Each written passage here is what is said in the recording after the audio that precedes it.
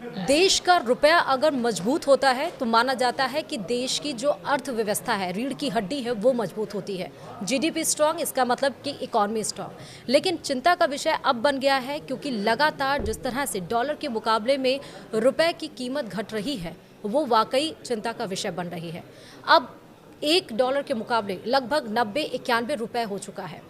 आम जनता ज़रूर कहती है कि इससे कोई फ़र्क नहीं पड़ता, लेकिन उन परिवारों के बारे में सोचिए जो बाहर जाना चाहते हैं या जिनके घर के लोग बाहर बच्चे पढ़ाई कर रहे हैं, तो उसके प्रति अगर रुपए कमज़ोर होगा डॉलर के प्रति तो क्या होगा? आखिरकार इसका कारण क्या है और डॉलर इतनी ज़्यादा मजबूती से क्यों बढ़ता चला जा रहा है? इसमें कोई डाउट नहीं है कि अमेरिका मोस्ट पावरफुल कंट्री है और डोनाल्ड ट्रंप अपने आप को सबसे शक्तिशाली नेता के रूप में देखना चाहते हैं। इसलिए तमाम तरीके के, चाहे वो टैरिफ हुए, चाहे वो रशिया से तेल खरीदने की बात हुई, वो तमाम तरह के अड़चने लगाते रहे हैं। लेकिन अभी भी सवाल जहां था वही ही है कि आखिरकार $1 के मुकाबले रुपए 91-90 क्यों हो चुका है? क्योंकि एक समय वो भी था जब 60-62 थे और आज 90-91 है। मार्केट किस तरह से ग्रो कर रही है, रुपए क्यों डॉलर के मुकाबले कमज़ोर होता जा रहा है, आज पॉडकास्ट में हम इसमें बात करेंगे। नमस्कार, आप देख रहे हैं न्यूज़ 18 का डिजिटल प्लेटफॉर्म। मैं हूं आपके साथ श्रुति श्रीवास्तव और आज का पॉडकास्ट बेहद ही इम्पॉर्टेंट है और इस पर हमारे साथ बात करने वाले मार्केट एक्सपर्ट अनुज गुप्ता जी। बहुत बहुत स्वागत है अनुज जी। तो सबसे पहले सवाल ये कि $1 के मुकाबले जो कभी 60-62 था रुपया, आज वो 90-91 हो चुका है, क्यों? देखिए, इसके पीछे रीज़न अगर आप देखेंगे तो सबसे बड़ा रीज़न आता है कि एफआईआईज़ की सेलिंग, जो हमारे यहाँ पर फॉरेन इंस्टीट्यूशन इन्वेस्टर्स हैं वो भारत से पैसा निकाल के लेके जा रहे हैं। तो ऐसे में डॉलर की जो डिमांड है वो यहाँ पर बढ़ती हुई नज़र आ रही है और डॉलर रुपया यहाँ पर वीक होता हुआ दिखाई दे रहा है। हमने देखा कि इस साल रुपया करीबन 6% वीक हुआ है पिछले साल के मुकाबले, क्योंकि यहाँ पर एफआईआईज़ की जो बिकवाली है वो यहाँ पर बढ़ी है, या जो विदेशी निवेशक होते हैं उन्होंने भारत से पैसा निकाल कर अपना ले गए हैं। तो इसकी वजह से रुपया यहाँ पर वीक हुआ है, डॉलर की डिमांड बढ़ी है।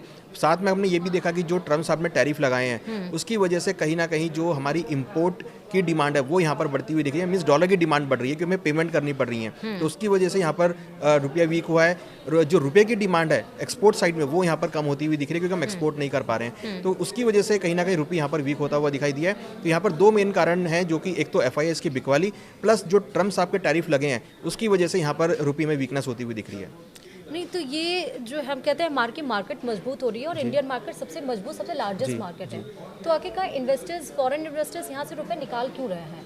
देखिए, क्यों अपना इन्वेस्टमेंट हटा के फॉरेन ले जा रहे हैं? देखिए, हमने ये देखा है कि जब से ट्रम्प साहब आए हैं उन्होंने अमेरिकन फर्स्ट करके बोला है, और हम देख रहे हैं कि कहीं ना कहीं जो लोग हैं वो अमेरिका में पैसा लगाते हुए दिखा रहे हैं या अमेरिकन इकोनॉमी में या बाहर की इकोनॉमी में पैसा लगा रहे हैं। बट अगर आप देखेंगे तो इंडियन इकोनॉमी में हमने पिछले 2025 में बहुत सारे ऐसे इंसिडेंट होते हुए देखे जिसकी वजह से एफआईआईज़ ने अपना विश्वास खोया, जैसे एक ऑपरेशन सिंदूर हुआ।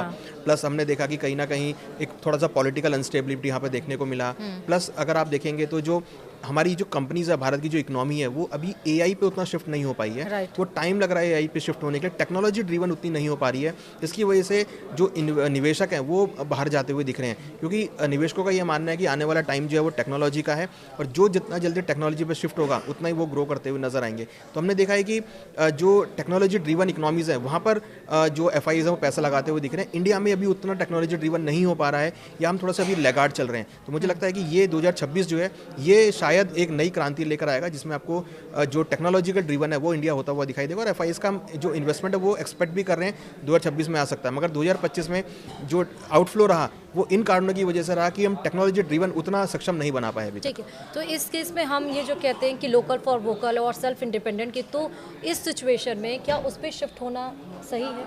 देखिए, बिल्कुल वोकल फॉर लोकल पर शिफ्ट होना बहुत अच्छा है, क्योंकि भारत में ऐसे संसाधन है जिसमें आप लोकली बहुत सारा डेवलपमेंट कर सकते हैं विदाउट आप बाहर से इंपोर्ट करके। तो हमने ये देखा भी है कि हमने यहाँ तक बहुत अचीवमेंट भी किया है, मगर कहीं ना कहीं क्योंकि भारत एक ऐसा देश है जो कि बहुत कंज्यूमिंग कंट्री है, हमें बाहर से भी सामान मंगाना पड़ता है और बहुत सारी जो कंट्रीज़ हैं वो इंडिया की तरफ देखती हैं अपना सामान बेचने के लिए। तो ये हमको दरवाजे यहाँ पर खोलने पड़ेंगे। अभी हमने रिसेंटली देखा कि अभी हमने डायरेक्ट फ्लाइट चालू करी है चाइना की तरफ से, तो वो भी एक पॉजिटिव पॉइंट है। बट कहीं ना कहीं रुपया वीक जो हो रहा है वो कहीं ना कहीं एफआईआईज़ की तरफ से, अगर हम एफआईआईज़ को ये शो करते हैं कि भाई हमारी इकोनॉमी में पोटेंशियल है और हम ये उनको सक्षम हो जाते हैं कि हमारी इकोनॉमी अब जो टेक्नोलॉजी ड्रिवन चल रही है, तो वो यहाँ पर डेफिनेटली पैसा लेकर आएंगे। हालांकि हमने देखा है पिछले कुछ सालों में जो पॉलिटिकल स्टेबिलिटी है वो भारत में आती हुई दिखाई दी है, भारत अब थर्ड लार्जेस्ट इकोनॉमी बनता हुआ दिख रहा है, तो डेफिनेटली हमें लगता है कि कहीं ना कहीं जो है FIIs वापस लौटेंगे।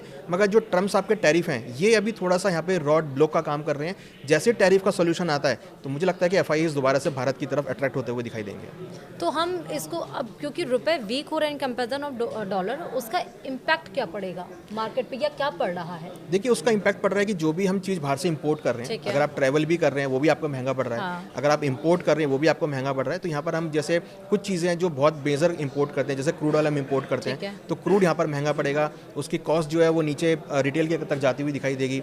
हम गोल्ड सिल्वर इंपोर्ट करते हैं तो वो भी महंगा यहाँ पर होता हुआ दिख रहा है। हम एडिबल ऑयल्स इंपोर्ट करते हैं वो भी महंगे होते हुए दिख रहे हैं। हम कुछ पल्सेस भी इंपोर्ट करते हैं वो भी यहाँ पर महंगे होते हुए दिख रहे हैं। तो अगर रुपया वीक होगा तो जितनी भी इंपोर्टेड आइटम्स हैं, जो भी हम इंपोर्ट कर रहे हैं या हम ट्रैवल कर रहे हैं या हमारे अगर बच्चे बाहर पढ़ रहे हैं, तो वो सब चीज़ें यहाँ पर महंगी होती हुई नजर आएंगी। तो इसलिए रुपये का वीक होना अगर हम देखें तो अल्टीमेटली एक रिटेल इन्वेस्टर तक नीचे फ्लो होता है। तो इसलिए रुपये को जो संभालना है वो एक बहुत बड़ा टास्क है, जिसको यहाँ पर मेरे ख्याल से RBI भी एक्टिवली इसको देख रही है और सरकार भी इस पर नज़र रख रही है। लेकिन कहावत ये भी है कि जिस देश की अर्थव्यवस्था मतलब रुपए या डॉलर कमज़ोर होती है वो देश भी कमज़ोर माना जाता है। देखिए ये यहाँ पर मैं इस बात से इत्फाक नहीं रखता, क्योंकि अभी हमने देखा है इंडिया की GDP करीबन 8.2% के आसपास ग्रो हुई है।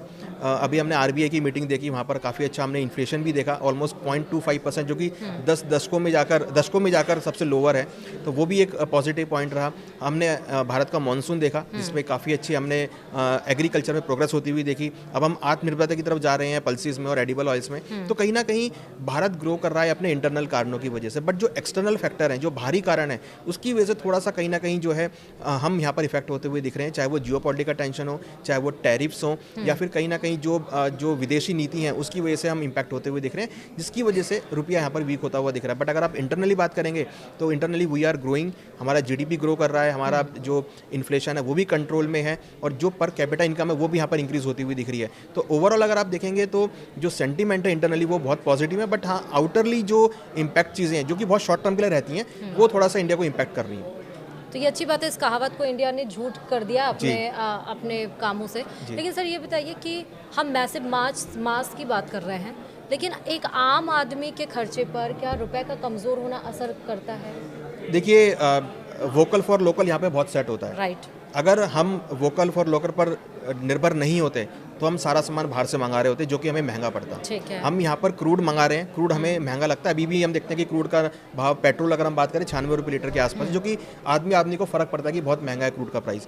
बट हमारे यहाँ पर बहुत सारे ऐसे संसाधन हैं जो हम इन हाउस प्रोड्यूस करते हैं, इन हाउस यूज़ करते हैं, तो इसलिए हमें उतना इम्पैक्ट नहीं पड़ता। बट हाँ, रुपये का वीक होना कुछ चीज़ों में इम्पैक्ट डालता है कि अगर आप यात्रा कर रहे हैं तो आपको इम्पैक्ट पड़ेगा, अगर आपको हाई मेडिसिन्स मंगानी है बाहर से तो वो महंगी पड़ेंगी आपको, आप अगर लग्जरी आइटम मंगाते हैं बाहर से तो वो आपको महंगी पड़ेंगी, प्लस अगर आप कोई भी जो है बाहर से सामान लेकर आते हैं वो आपको महंगा पड़ेगा। तो अगर आप विदेश के ऊपर डिपेंड हैं, जो भी चीज़ आप विदेश के ऊपर डिपेंड हो रहे हैं वो आपको चीज़ें आपको महंगी पड़ेंगी।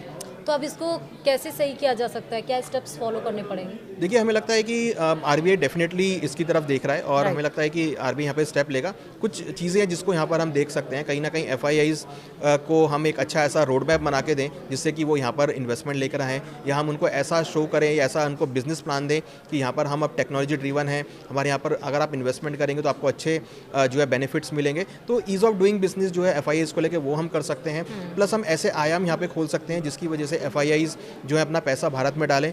हम ऑलरेडी अभी हमने रशिया, पुतिन साहब इंडिया आए थे तो हमने उनको बहुत अच्छे रोड मैप्स दिए हैं कि वो जो रशिया की जो कंपनीज़ हैं वो भारत के अंदर अगर पैसा लगाएंगे तो उनको काफ़ी अच्छे इंसेंटिव्स मिलेंगे। तो इस तरह के हम प्रोग्राम चला सकते हैं जिससे कि FIIs भारत के अंदर अट्रैक्ट होंगे।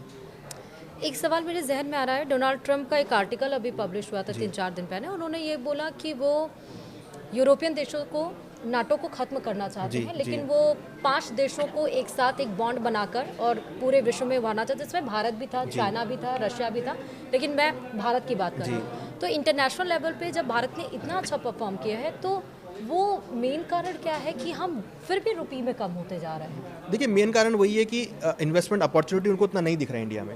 अगर हम बात करें जैसे आजकल जो लोग हैं वो लार्जेस्ट कमोडिटी मार्केट होने के बाद भी इन्वेस्टमेंट अपॉर्चुनिटी नहीं दिख रही। देखिए बिल्कुल मैं टेक्नोलॉजी की बात कर रहा हूँ कि टेक से भी आप कितने, आज पूरी दुनिया एआई की तरफ देख रही है, आज पूरी दुनिया ड्रोन की तरफ देख रही है। हम अभी उस लेवल पर नहीं पहुँच पाए हैं, हम अभी तक उस लेवल पर नहीं उनको दिखा पाए हैं कि हम कितने सक्षम हैं। बट ये यहाँ पर थोड़ा सा स्लो प्रोसेस है जहाँ पर हम अभी थोड़ा सा लगाड़ है। बट हाँ, ये जो अगर हम इसको ओवरकम कर लेते हैं तो डेफिनेटली FIIs यहाँ पर आएंगे, क्योंकि भारत के अंदर जो पोटेंशियल है एज़ कम्पेयर वो यहाँ पर बहुत ज़्यादा है। और हमें लगता है कि अगर हम टेक्नोलॉजी से भी हो जाते हैं, AI से भी हो जाते हैं, अगर हम AI को यूज़ करते हैं तो डेफिनेटली यहाँ पर जो है FIIs इन्वेस्टमेंट करेंगे। तो अगर FIIs आना चालू हो जाएंगे तो यहाँ पर जो है आपका रुपया स्ट्रॉन्ग होगा। FIIs का मतलब क्या है कि आपकी रुपये की डिमांड बढ़नी स्टार्ट होगी। अब देखिए अभी पुतिन साहब के साथ डिस्कशन हुआ है कि जो भी हम ट्रेड करेंगे वो रुपये में करेंगे। तो ये रुपये में करने का मतलब कि अगर हम बाकी देशों के साथ भी कनेक्ट कर लें कि भाई हम जो भी ट्रांजेक्शन करेंगे हम रुपये में करेंगे तो डेफिनेटली रुपये की डिमांड बढ़ेगी। तो FIIs का आने का मतलब ये है कि वो यहाँ पर रुपये की डिमांड करेंगे तो यहाँ पर रुपये स्ट्रेंथ होगा, चाहे वो किसी भी वे से हो।